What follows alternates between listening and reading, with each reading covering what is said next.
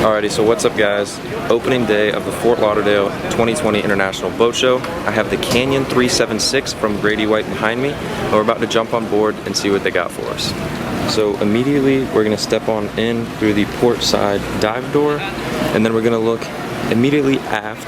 And as you can see, this is a flip-up bolster. This seat comes down just as you see on many other center console boats. But one thing you do not see on a 37 that regularly is three 425 V8 Yamahas on the back. The XTOs, the offshores, the big bad, the latest and greatest. That you do not see on a 37 that often. I know Grady Whites tend to be heavier boats, but with three 425s, I have to imagine that this boat absolutely flies. So then as you look back to the starboard side, you have your ladder right here. So now you come back, you have your door to get through right there. And now as we come up the starboard side on this boat, we'll go all the way to the front and come back. And as you come all the way to the front, just like you've seen on many other center consoles as well, you have your seat that comes up and it goes forward, so you can have like a lounge chair here and a lounge chair here. But the only thing that's different is this one does not lay down, it actually swivels back flat against the gunnels. Now, if we go all the way up, one thing that I like to see is when you turn around and look back, it actually has the Grady White. It's not the big lounge chair, which actually I kind of like for two reasons. The first one of which is it creates more space in the front and allows for you to have bigger lounge chairs in the absolute bow. But the other reason is that it actually creates more space on the inside because they're able to move that bubble from the helm further up the console and make it a little bit bigger, which I think gives huge pluses to the boat. So now let's go ahead and let's get down inside. Alrighty, so as we step down inside, you can feel the air conditioning right away, and you begin to understand what I was just previously saying about the space in here. Oh, we're locked in. And I'll get to that in just a second. So basically, as you can see now, you have your mirror which flips up and there's all kinds of controls underneath. Controls here, controls, all kinds of controls and breakers here. When you come over, you have your microwave over here. You have some speakers in here so you can hear what's going on with the music you're playing out there. You have a little seat right here that you can actually take that cushion off, and that can be a seat where you sit when you're showering or doing whatever it is you want to do right there. You have your sink, and then you have a little freezer fridge right there. Now, one thing that I really like in what I was saying, and what you'll see from what I was saying earlier, is you actually can see how far this goes up for the bunk. Now, yes, it is low, but you put your head on the side I am on, and you can put your legs all the way up there.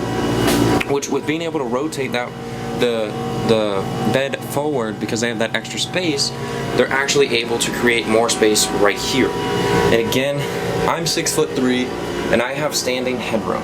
And another thing that I really like in here is the light here, or the window, sorry, and the window on the side, because that creates natural light which makes the space feel bigger than it really is.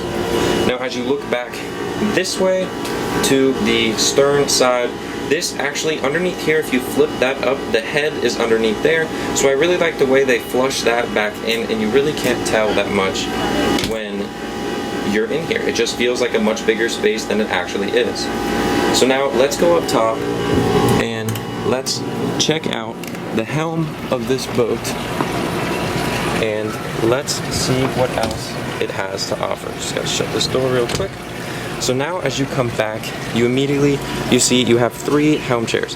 And as I said in another video when we were looking at Boston Whaler, this boat actually has armrest, armrest, armrest, armrest. For every single helm chair you have armrest. On the 35 outrage they did not have that. Now granted, this is a 37, not a 35, but still those are the little things that I think make big differences from the consumer. So let's go ahead and let's sit. First, we're standing. I'm 6'3", you're eye level with me. You have really good visibility, one big windshield wiper, which I really like. And then as you sit down, you still have pretty good visibility. I mean, granted, I think you do have really good visibility. So this is where all of your electronics can go, is all up on here. Right now, because this is a boat show demo model, they do not have it all outfitted. But so as you look on the port side, you have some of your switches, you have some of your controls. That's actually, I believe, that is your Seakeeper control right there. I'm unfamiliar with Seakeeper that much, but I really like it, and I'd like to do some sort of test or something with the boat with the Seakeeper on it. And then as you look to the starboard side, you have an equal amount of switches there.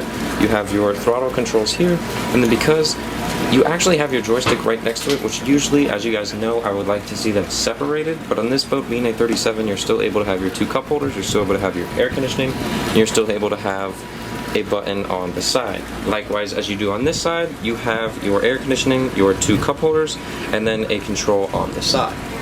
So looking up, you have a skylight all the way up, which I really enjoy. You also have this area where you can zip in life jackets and other things, much like you would see on older, smaller center consoles, much like a tea bag or something like that we used to have on an old Mako. And lastly, before we exit this area, I would like to point out how that right there actually lifts up. So when you are running underway, it is vented and it creates airflow through here, it creates circulation, which in turn leads to much cooler temperatures when you're underway.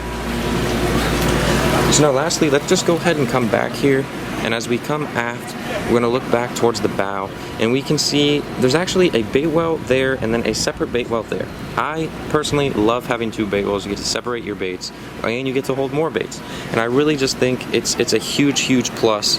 And then of course, centerline in the middle, you have your grill. I think a grill on a boat is just absolutely phenomenal. I love it. And then you have your dive and tackle stations underneath, and then you have all of your rod holders. You have your rod holders up above. You got your outriggers, white outriggers. They're sleek, they're sexy. I like them. I'm a huge fan, and I just absolutely love this boat. Grady whites, yes, they're heavy. Yes, some consider them to be slow, but a 37 with trip 425s, if you ask me, it's got to be one of the fastest boats of 37s, and it's unsinkable and it's dependable. Alrighty guys, so that was the walkthrough of the 376 Canyon from Grady White. I hope you guys enjoyed. Again, if you are not at the boat show due to COVID or just you couldn't make it in general, comment down below what boats you would like to see me do. I will be here all day tomorrow and I want to hear from you. Your thoughts, your opinions matter to me. I will listen. I will be your eyes and ears at the show. I'm more than happy to do so. All I ask is that you subscribe, share the video with your friends, and maybe put on your post notifications if you want, and then you won't miss any content at the show or even after the show in the months to come, which we will also have a ton of cool content coming up. So yeah, I'm happy to have you guys along for the ride. I hope to see you guys along with me tomorrow.